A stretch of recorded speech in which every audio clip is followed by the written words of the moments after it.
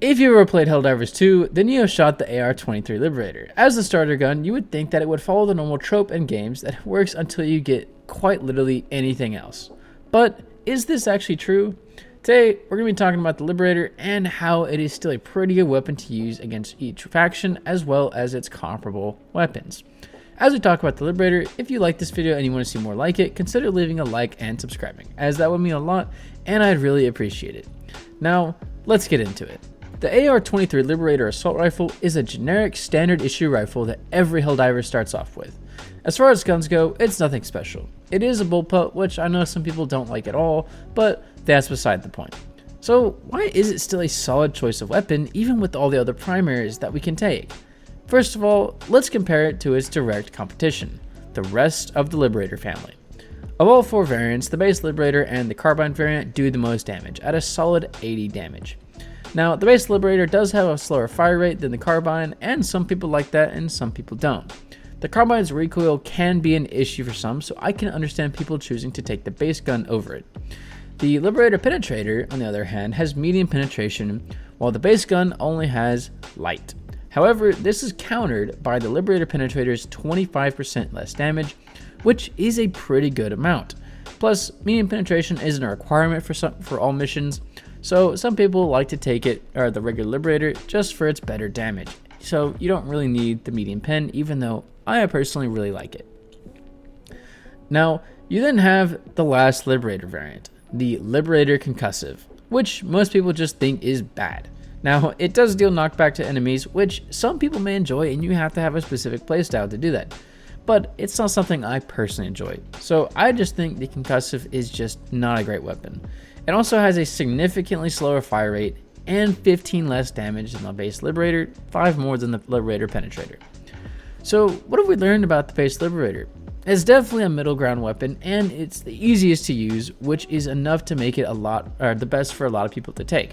So obviously, the base Liberator, the most basic gun, easy to handle, and doesn't have any specialized kind of uses. The carbine shoots fast, you gotta be able to handle the recoil. The penetrator has less damage, so you gotta be more precise with your shots. And the concussive shoots slower and deals knockback with less damage, which again you have to get used to, as that can just really mess you up sometimes if you're not used to it. Compared to the rest of the assault rifles, it does struggle some, the tenderizer being the chief example of this. The tenderizer does a massive 105 damage per shot and has the choice to change its rate of fire from either 600 RPM, which is less than the Liberator, or 850 RPM, which is getting close to the Liberator carbine. So why would you take the base Liberator over the tenderizer? Ammo economy is the biggest thing with the tenderizer. The tenderizer only has 35 rounds per mag, and you can't change the mag size, which is not great. Now, it also only has 7 spare mags. The Liberator has 8, which makes a big difference even if you had less bullets in the magazine. The base Liberator also has a much higher capacity of 45 rounds per magazine, not 35, and 8 spares, as I just said, not 7. Now, if you upgrade the mag size to 60 for the Liberator, it does lower the spares to 6, but you still have 25 rounds of mag more than the tenderizer.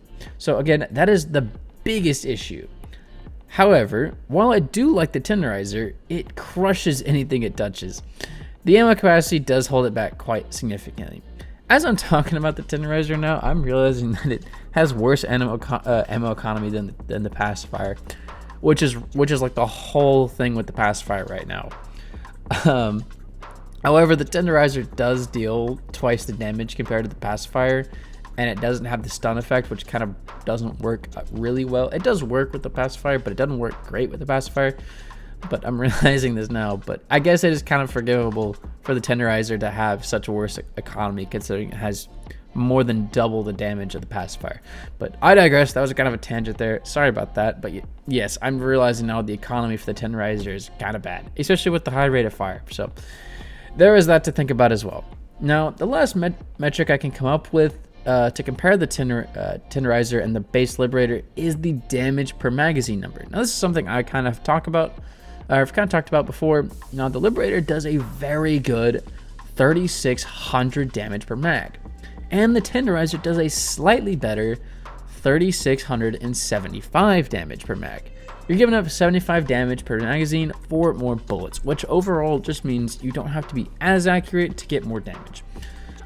So if you're really accurate and can handle the tenderizer is probably better because it's going to deal a bit more damage and you can spend less bullets on each enemy.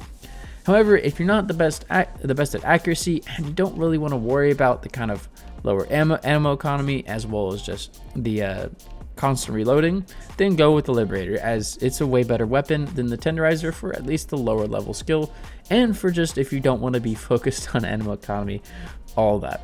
So this, again, for me, gives it a slight edge to the Liberator, but again, just a slight edge to it. Now, I could compare it to other types of guns, but that doesn't matter as much, as choosing a shotgun over the Liberator is most likely a personal preference. This is the case for any gun, not just the assault rifle. The Liberator is a very versatile weapon, and it is in a very good place balancing wise, as compared to the rest of the assault rifles. A shotgun isn't an assault rifle, and they're their own thing. They can't compare to them, and if you prefer shotguns over assault rifles, more power to you. Plus, the Breaker Incendiary is a fantastic weapon. But what I'm saying is, in the world of assault rifles, the Liberator holds its own and is better in a lot of cases. Mostly, this depends on your playstyle. Now, against all the factions, it's pretty good. It does struggle to do anything against the medium armor enemies, and that tends to be the case with most primaries, so that's nothing to really be worried about. However, the faction with the most medium armor enemies is going to be the bots, as well as the bugs do have a decent amount with the Hive Guards, Chargers, and a bunch of their other bigger enemies. The bots have the Devastators, Hulks, and Berserkers, which can be a big struggle for you to take down. So medium ammo isn't required. You typically have support weapons for that, but again, that's not required. The Liberator, however, is fantastic for clearing out larger hordes of lesser enemies, so your little fodder and your small enemies. It doesn't do anything against the tank enemies, as I've just said, like Bile Titans, Impalers, Chargers, tanks, Harvesters, flyers, like all the flyer versions, the drone ships, the warp ship flying, the Stingray, Leviathan. It does do stuff against the Shriekers, but that's a little bit different. So as long as you have decent amount of ammo for the Liberator, you will be crushing the enemies of democracy. Now, with that all being said, I enjoy the Liberator, and you should at least respect it. Now, remember, Helldivers, for Super Earth and managed democracy. I'll see you next time.